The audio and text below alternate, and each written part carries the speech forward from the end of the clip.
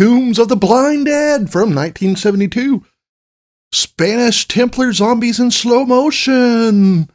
Theme song. Cartoons Reviews! Cartoons Reviews! If you want to watch Tombs of the Blind Dead, check the link in the description below. So, for all of October, I'm reviewing 2 zombie movies a week, so be sure to subscribe, hit that bell, and a thumbs up, a like wouldn't hurt ya. So, I saw Tombs of the Blind Dead years and years ago, and I remember liking it. And I think I've seen the sort of canonical sequels. I think there have been a few unofficial ones, but it's been a long time, so I decided to rewatch it. The movie, basically, it's about, there were some Templars, and they were doing evil stuff, and they died in a fire. But we start off with 2 women. They were friends in school, and one of them has a friend who's a guy, and they decide to go on this train. Now, the train I thought was fun because it's the engine, a car of coal, and like 2 passenger train cars. That's it. So I'm like, how can they really afford to run this train?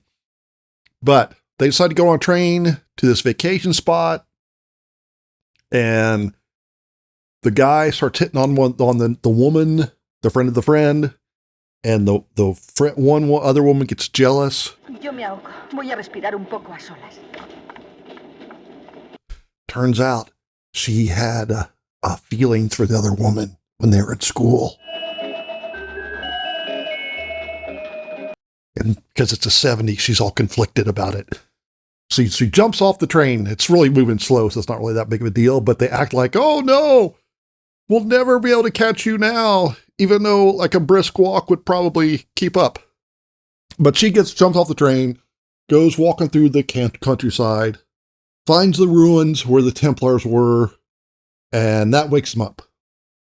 So in some ways, this movie is kind of, it reminded me more of like a ghost or a mummy movie than a zombie movie, because they are kind of shuffling, but they're not really seem to be into eating. They're more interested in like murder because they're just evil. They also have swords and they ride horses, which makes, and it's more of a curse. So it's kind of different in that way than other zombie movies. Watching it again, the story itself kind of drags. I can see when I was younger, my teens, I probably would have seen some of it be very titillating, where you see, oh no, the girls might kiss, or the woman, for some reason, when she's in the ruins, she decides to change all her clothes before going to bed. I guess, it's important to put your pajamas on no matter where.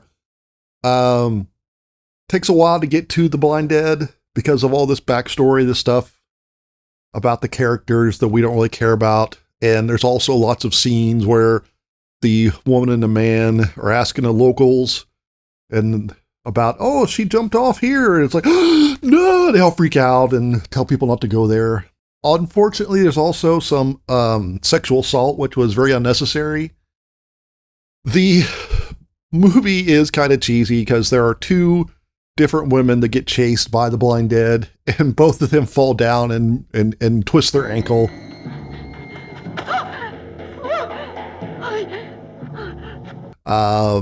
So it's very that kind of stereotypical. But the real star here are the Blind Dead themselves.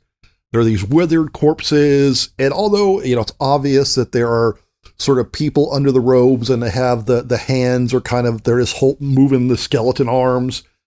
It still looks pretty cool. It's still a great look. And when they ride the horses, it's in slow motion, and that's really neat. I really enjoyed that.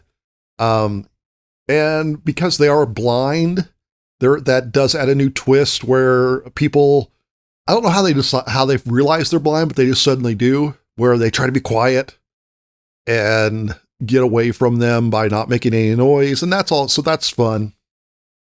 I would say if you can fast forward past the boring parts, overlook the sexual assault, I think it's a good time. I'm giving Tombs of the Blind Dead 2 thumbs up. The Templars are blind, but they can still ride horses, just very slowly.